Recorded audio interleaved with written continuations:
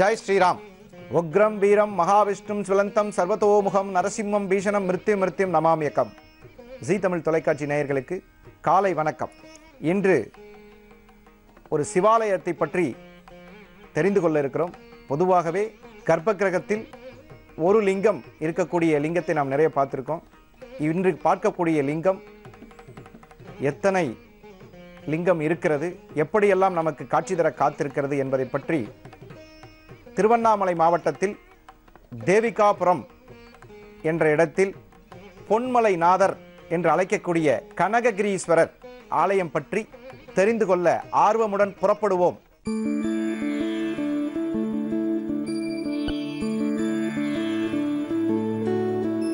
பிரபும் பிராணநாதம் விபும் விஸ்வநாதம் ஜகநாதநாதம் சதானந்தவாஜம் भवद्भव्यभूतेश्वरं भूतनाथं शिवं शङ्करं शम्भुमीशानमीडे गलेरुण्डमालं तनौ सर्पजालं महाकालकालं गणेशादिपालम् जटाजूटगङ्गोत्तरङ्गैर्विशिष्यं शिवं शङ्करं शम्भुमीशानमीडे. இந்த கனககிரி ஈஸ்வரரின் ஆலயம் ஒரு மலை உச்சியில் இருக்கிறது. இந்த மலை ஒரு 500 அடி உயரத்தில் இருப்பதாக தெரிகிறது.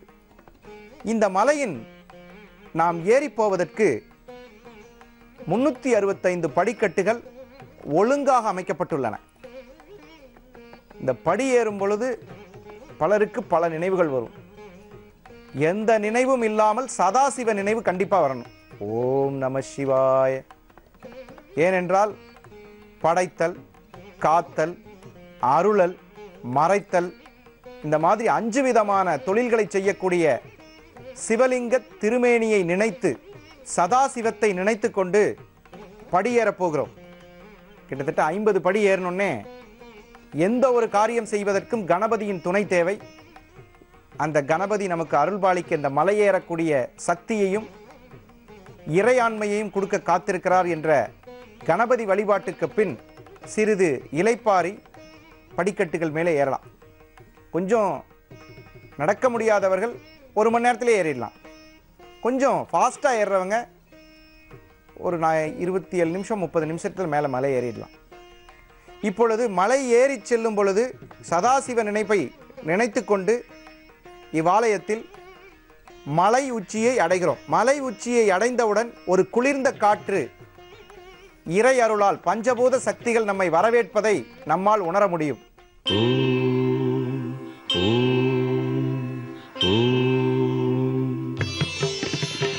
ஓங்கார பிந்து சம்யுக்தம் நித்யம் த்யாயந்தி யோகினः காமதம் மோட்சதம் தஸ்மாதோங்காராய நமோ நமः. ஓங்கார பிந்து சம்யுக்தம் நித்யம் த்யாயந்தி யோகினः காமதம் மோட்சதம் தஸ்மாதோங்காராய நமோ நமः. ஓங்காராய நமோ நமः.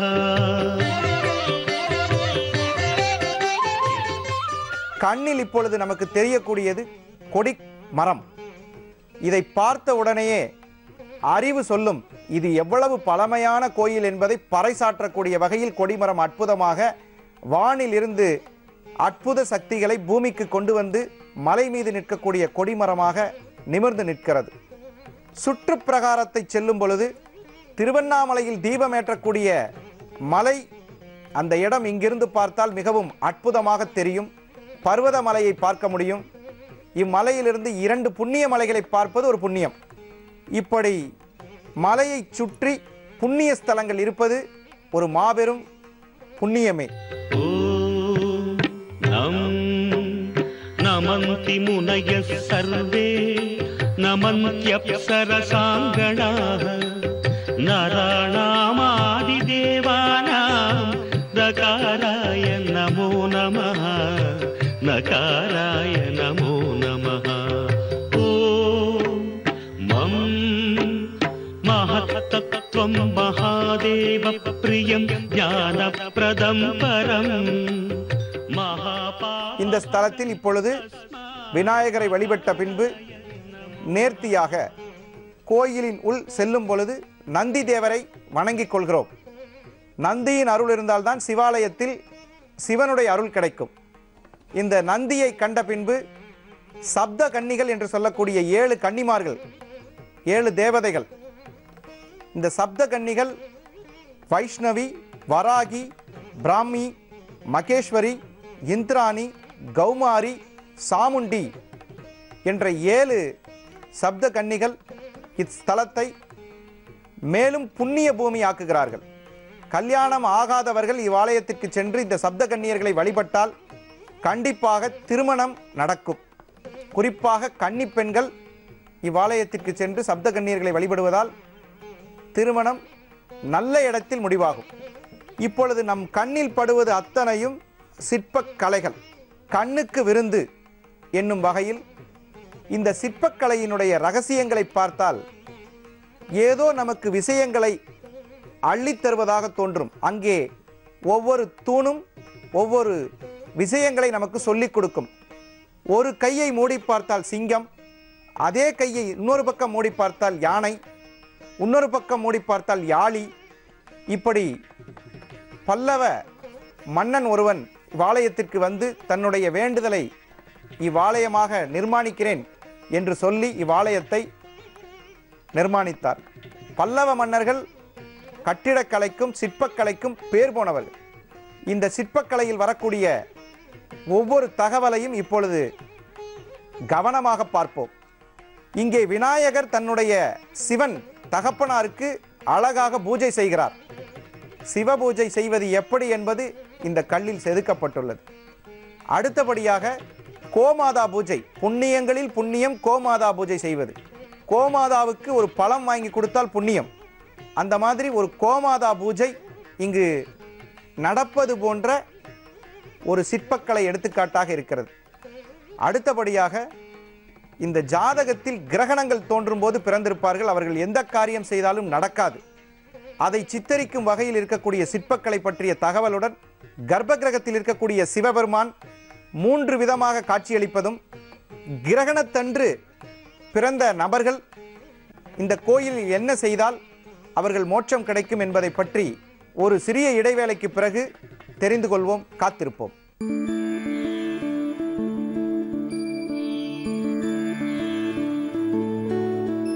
प्रभुं प्राणनादं विभुं विश्वनादं जगन्नाथनाथं सदानन्दवाजम् भवद्भव्यभूतेश्वरं भूतनाथं शिवं शङ्करं शम्भुमीशानमीडे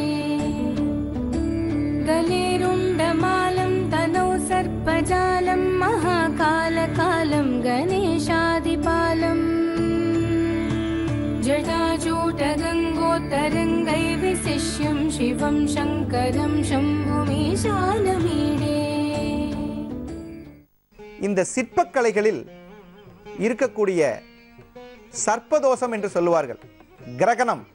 கிரகணத்தன்னைக்கு பிறந்திருக்கிறாரு என்று சொல்லுவார்கள். இந்த கிரகணத்திற்கன்று பிறந்த குழந்தைகள் வாழ்வில் ஏதாவது ஒரு செயலை செய்தால் தடை வந்துட்டே இருக்கும். இதை குறிக்கக்கூடிய வகையில் இங்கே சர்ப்பதோஷம் அகற்றப்படுகிறது, கிரகண தோஷம் அகற்றப்படுகிறது என்று காண்பிப்பதற்காக ஒரு சர்ப்பம் படம் எடுப்பது போன்ற பார்த்தா பயக்கிற மாதிரி இருக்கும். அந்த சர்ப்பம் இங்கே செதுக்கப்பட்டுள்ளது. இதற்கு மேலே பார்க்கும் பொழுது ஒரு சந்திரனை கிரகணம் தீண்டுவது போன்ற ஒரு பாம்பு பிடிப்பது போன்ற, அது பாம்பு என்று சொல்வது ராகு கேதுக்களை பாம்பு என்று சொல்லுவோம். பிரசன்னம் பார்க்குறவங்களுக்கு தெரியும் பாம்பு என்றால் ராகு கேது என்று. இந்த தோஷம் நீங்கி பெற்றவுடன் இந்த ஸ்தலத்தை மெதிச்சாலே இந்த தோஷம் நீங்குதுங்கிற ஐதீகத்தை குறிக்கிற மாதிரி தான் இந்த கலாச்சாரம், இந்த கல் நமக்கு சொல்லும் கதை. இங்குள்ள உட்பிரகாரத்தில் அந்த காலத்தில் இருந்தே ராகு கேது என்கிற நவகிரகங்களினுடைய ஷேடோ பிளானட், நேல் கிரகங்கள் என்று சொல்லக்கூடிய ராகு பூரண சந்திரனை விழுங்குவதாக புடைப்பு சிற்பம் காணப்படுகின்றது. அவ்வாறு எனில் இந்த தலத்தில் யார் ஒருவர் ராகுவால் கேதுவால் பீடிக்கப்பட்டு ஜாதக கோளாறு உள்ளதோ அவர்கள் இங்கு வந்து இறைவனை நமஸ்காரம் செய்தால் அவர்களுக்கு கொடிய நோய், சிறுநீரக கோளாறு, தோல் சம்பந்தப்பட்ட நோய், தொழுநோய் விலகுவதாக புராணங்களும் ஏடுகளும் மந்திர ஏடுகளும் இங்கு குறிப்பிடுகின்றன. சுவாமியை விரதம் இருந்து 1 மண்டலம் விரதம் இருந்து பெண்கள் தீபம் ஏற்றினால் 1 மண்டலம் கழித்து நிச்சயமாக தாய்மை பேரை அறிந்து சத்புத்திர சந்தான பாக்கியத்தை அடைவார்கள் என்று சித்தர்களுடைய வாக்காக இந்த ஆலயம் திகழ்கின்றது.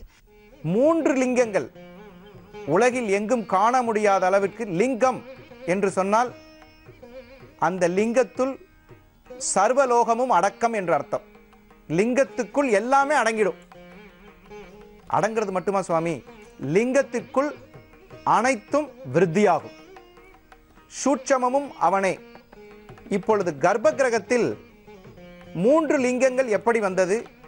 அந்த தகவல் இப்பொழுது நமக்கு தெரிய வேண்டும் என்ற ஆர்வம். இவ்வாலயத்திற்கு வந்த பல்லவ மன்னன் இந்த கோயிலை கட்டினான் என்பது நாம் அறிந்த செய்தி. இப்பொழுது அந்த கோயிலுக்கு வருவதற்கு முன் தன்னுடைய வெற்றியை பறைசாற்றும் வகையாக ஒரு போருக்கு போகும்போது வெற்றி பெற்றால் இந்த கோயிலை கட்டுகிறேன் என்று சொல்லி சென்ற பல்லவ மன்னன் மறந்து போய்விட்டது. தன்னுடைய வேண்டுதல் மறந்து போனதனால் மறுபடியும் இக்கோயிலை கட்டும் பொழுது இங்கு இருக்கக்கூடிய லிங்கம் சுயம்பு லிங்கம். இந்த சுயம்பு லிங்கம் எப்படி ஏற்பட்டது என்றால், ஒரு வேடன் கிழங்கு தோண்டுவதற்காக தோண்டும் பொழுது இவ்வாலயத்தில் அந்த கிழங்கு தோண்டும் கருவியை வைத்து தோண்டும் பொழுது இரத்தம் வந்தது. எடுத்து பார்த்தால் அங்கே சுயம்பு லிங்கம் அழகாக அபூர்வ லிங்கமாக காட்சி தந்தது. இந்த ஸ்தலம் முதலில் அந்த சின்ன லிங்கம் பின்னாடி நம்ம பார்க்கும் பொழுது ரொம்ப அழகாக தெரியும். இந்த லிங்கத்திற்கு முன்னாடி வைக்கப்பட்ட லிங்கம் பல்லவ மன்னன் வைத்த லிங்கம். கனகபுரீஸ்வரர் என்று பெயர் வைத்து இந்த லிங்கத்துக்கு பிரதிஷ்டை செய்து 2வது லிங்கமாக வைத்தான். சுவாமி 2 லிங்கம் தெரியுது, 3வது லிங்கம் எங்க தெரியுது? இது உலகில் எங்கும் காண முடியாத அபூர்வம். அந்த 3வது லிங்கம் என்பது சிவனுக்கு 3 கண். அது எல்லோரும் தெரிந்த விஷயம். திரிதலம் திரிகுணாகாரம், 3 குணங்களை உடையவன். 3ங்கிறது சிவனுக்கு அபூர்வமான விஷயம். இதுல ருத்ரம், ருத்ரமுகம்னு ஒரு முகம். ருத்ராட்சத்தில் செய்யப்பட்ட சிவலிங்கம் சற்று தலையை உயர்த்தி பார்த்தால் ருத்ராட்ச சிவலிங்கம். ஒரு கர்ப்ப கிரகத்தில் 3 லிங்கங்கள் இருப்பது இங்கேயே. நம்மளுடைய செய்த கர்மா என்று சொல்லக்கூடிய வாழ்வில் 3 ஜென்மங்களாக நாம் எந்த பாவம் செய்திருந்தாலும் இவ்வாலயத்தில் வில்வ இலை வைத்து பூஜை செய்தால் கிரகண தோஷம், சர்ப்பதோஷம், கால சர்ப்பதோஷம் விலகி சுகமுடன் வாழ கனகபுரீஸ்வரர் அருள்பாலிக்கும் சக்தியை வார்த்தைகளால் சொல்லி மாள முடியாது. சிவம் சாந்தம் சிவாகாரம் சிவானுக்கிரக காரணம் மகாபாபஹரம் தஸ்மாத் சிகாராய நமோ நமः சிகாராய நமோ நமः.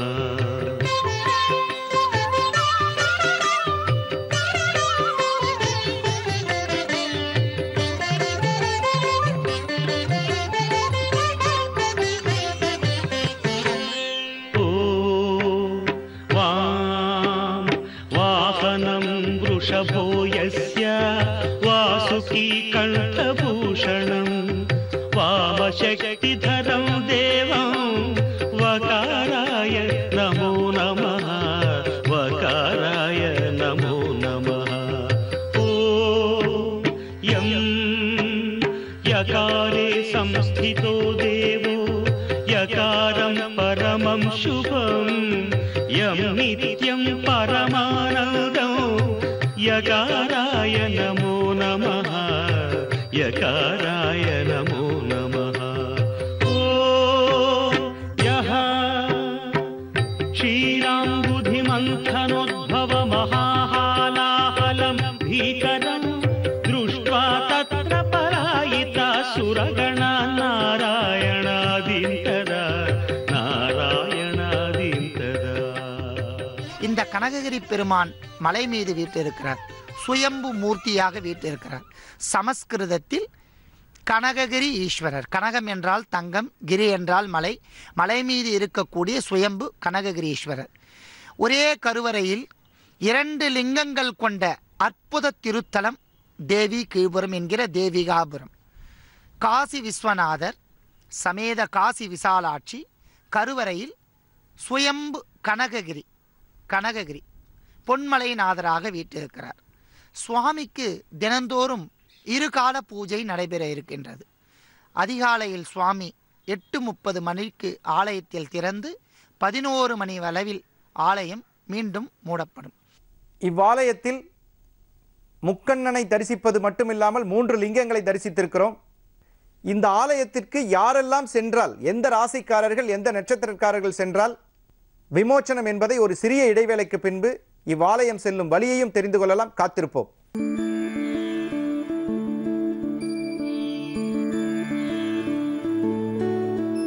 प्रभुं प्राणनादं विभुं विश्वनादं जगन्नाथनाथं सदानन्दवाजं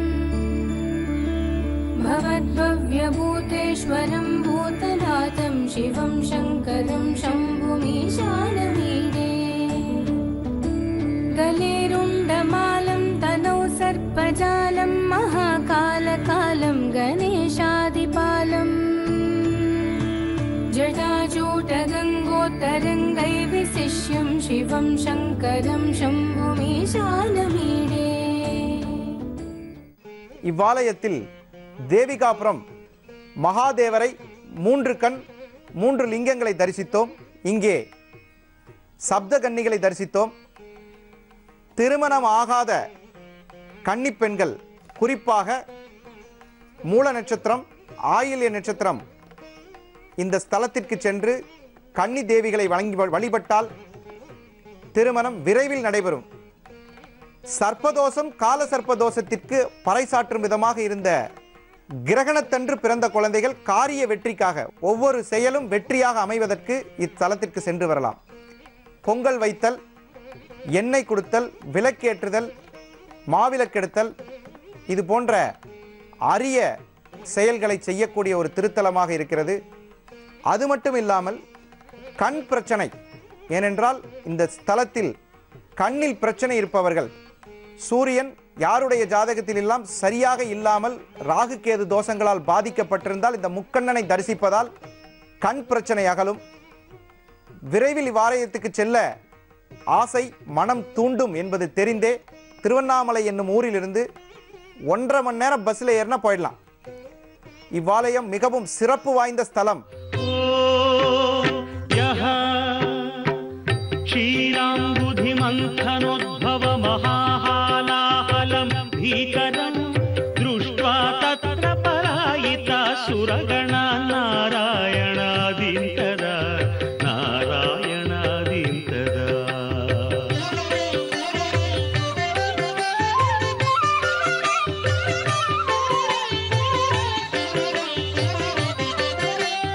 सम्पीत्वा परिपालय जगदिदं विश्वाधिकं शङ्करं सेव्यो नः सकलापदं परिहरन् कैलासवासी विभुः. षडक्षरमिदं स्तोत्रं यः पठेत् शिवसन्निधौ तस्य मृत्युभयं नास्ति. ह्यपमृत्युभयं कुतः, ह्यपमृत्युभयं कुतः.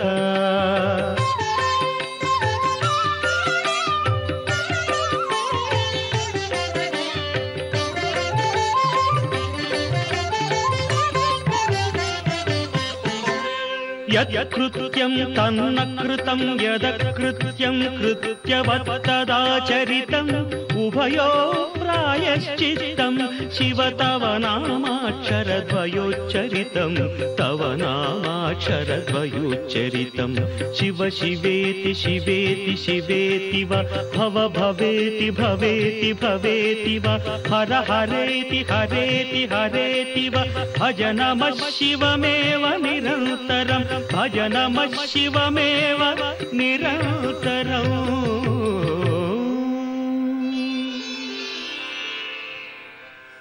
சுவாமிக்கு தினந்தோறும் வெந்நீரால் அபிஷேகம் செய்யப்படும். வெந்நீர் அபிஷேக மூர்த்தி என்று ஒரு பெயரும் உண்டு. சுவாமிக்கு தினந்தோறும் வெந்நீர் அபிஷேகம்.